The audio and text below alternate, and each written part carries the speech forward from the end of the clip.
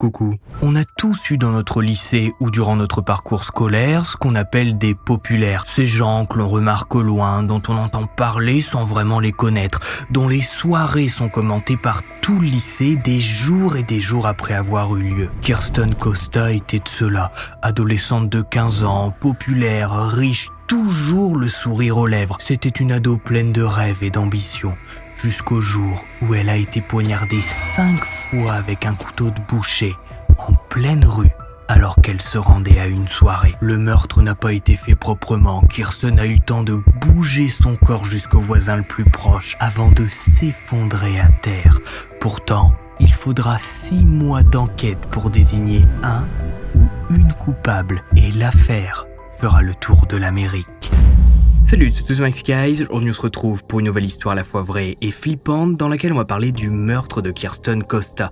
Une sombre affaire entre adolescents sur fond de jalousie. Et vous allez voir que tout au long de cet HVF, c'est cette jalousie qui va monter peu à peu jusqu'à nourrir le meurtre de Kirsten. Alors installez-vous, n'oubliez pas de vous abonner.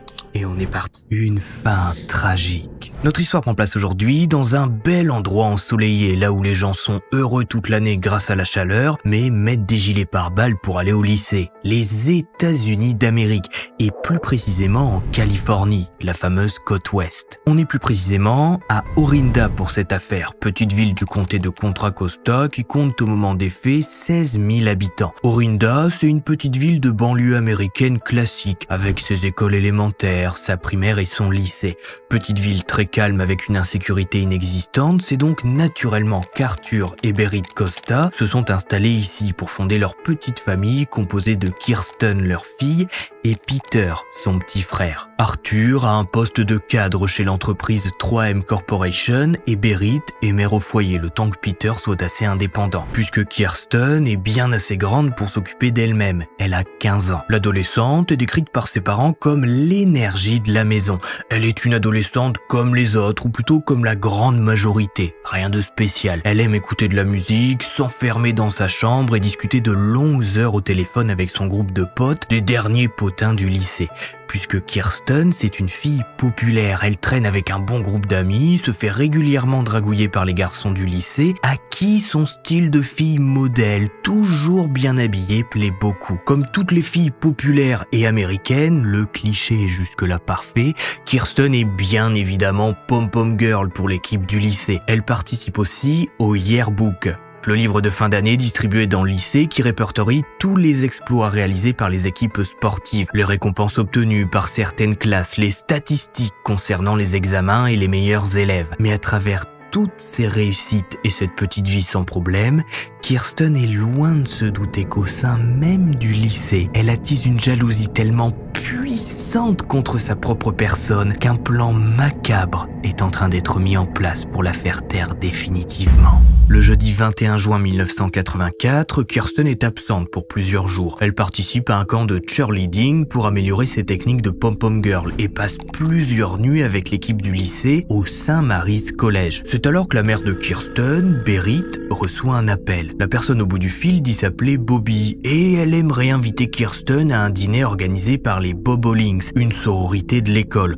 En gros, c'est un groupe composé exclusivement de filles du lycée qui organise des soirées, des dîners, passent de longues heures à discuter de tout et rien. Le but est surtout de se retrouver entre filles pour s'entraider tout au long de la vie étudiante et par la suite garder contact dans le monde professionnel pour avoir un réseau pro. Bon, même si là, Kirsten a 15 ans, le dîner organisé par les adolescentes du lycée, c'est payé par papa-maman, c'est surtout pour faire des rencontres et commencer à former un petit groupe d'amis. Au téléphone, Bobby explique à Berit que si elle est d'accord, quelqu'un viendra chercher Kirsten samedi qui vient, le 23. Berit accepte, c'est vachement sympa comme initiative et comme je vous le disais, elle le sait, ça va permettre à sa fille de se faire un bon groupe d'amis et d'être soutenue tout au long de sa scolarité. En apprenant la nouvelle, Kirsten saute de joie, c'est l'étape ultime pour elle. Entrer dans la sororité du lycée, ça veut dire qu'elle a été repérée par les filles plus âgées qu'elle et qu'elle va pouvoir participer aux soirées, aux dîners, aux potins, aux petites discussions secrètes. Ce samedi 23 juin, Kirsten est seule chez elle. Ses parents et son petit frère sont partis dîner à une soirée organisée par la petite ligue de football américaine du coin, dont fait partie Peter. Et l'information est importante puisque vous l'aurez peut-être compris, ce soir-là, personne ne va voir avec qui Kirsten monte dans le véhicule.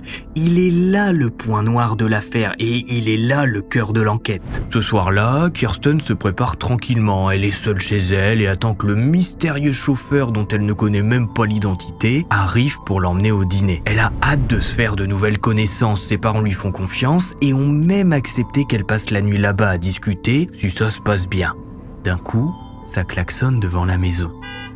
Tut. Kirsten ouvre la porte, son chauffeur l'attend. Ce qu'il se passe exactement à l'intérieur du véhicule et qui est ce fameux chauffeur, ce sera à l'enquête de le découvrir. Tout ce qu'on sait pour le moment, c'est qu'une heure après être partie de chez elle, Kirsten réapparaît dans les environs. C'est un peu flou, mais elle fume une cigarette avec un couple, les Arnolds, et elle leur explique qu'elle était en voiture avec son ami et que celui-ci est devenu bizarre. Elle aimerait bien rentrer chez elle, mais comme ça de nuit, ça lui fait un peu peur. Elle a que 15 ans et a une bonne dizaine de minutes à pied. Même si la ville est calme, on sait jamais sur quel taré on peut tomber. Alexander Arnold accepte alors de la raccompagner chez elle, en voiture. Le trajet dure pas longtemps, mais Monsieur Arnold remarque qu'une Pinto couleur jaune moutarde semble les suivre. Il demande alors à Kirsten si c'est son petit ami à l'intérieur. Il voit pas bien si le conducteur est un homme ou une femme, mais il essaie d'en savoir plus puisque Kirsten lui a dit que ses parents étaient absents. Et si elle a un problème avec son petit copain ce soir, vaut mieux peut-être pas la laisser toute seule chez elle. Kirsten répond que non, c'est pas son petit copain qui conduit, mais une amie qui est devenue bizarre alors qu'elle devait l'emmener à une soirée. Bon, ok, après tout, Monsieur Arnold, il insiste pas. Il va pas protéger Kirsten d'un danger qui n'existe pas d'après elle. Manquerait plus qu'on le prenne pour un pervers. Kirsten est déposée sur le trottoir et Monsieur Arnold, il reprend la route pour chez lui. Kirsten est seule et marche sur le trottoir. Elle n'a pas remarqué que la Pinto jaune moutarde s'égarait plus loin. Elle ne voit pas l'ombre qui la suit, un long couteau en main. Il faudra quelques mètres pour qu'elle sente enfin sa présence. Kirsten se retourne, ne comprend rien à ce qu'il se passe, mais a le réflexe de se protéger avec ses mains. Elle sent sa chair être transpercée. L'adrénaline monte, elle voit ses mains en sang et Kirsten comprend que si elle veut survivre, elle doit trouver de l'aide pendant que son agresseur s'enfuit. Elle se rend alors chez un voisin, Arthur Hillman, qui est déjà en train de se rendre à sa porte d'entrée, puisque tout le voisinage a entendu le hurlement de Kirsten, puis ses appels à l'aide de plus en plus faibles. Aidez-moi, s'il vous plaît. J'ai été poignardée. L'adolescente s'effondre dans les bras d'Arthur qui tente de contenir l'hémorragie. Il enlève sa chemise, la plaque sur les blessures de Kirsten, un peu comme dans les films, mais ça ne fonctionne pas. Les blessures sont bien trop profondes et ses organes sont touchés. Le voisin demande alors à Kirsten « Mais qu'est-ce qui s'est passé? Qui a fait ça ?» Il connaît l'adolescente depuis qu'elle est bébé. Arthur s'entend très bien avec ses parents, mais Kirsten ne donne pas de réponse. Trop faible, elle utilise ses dernières forces pour prendre quelques bouffées d'air avant de perdre connaissance.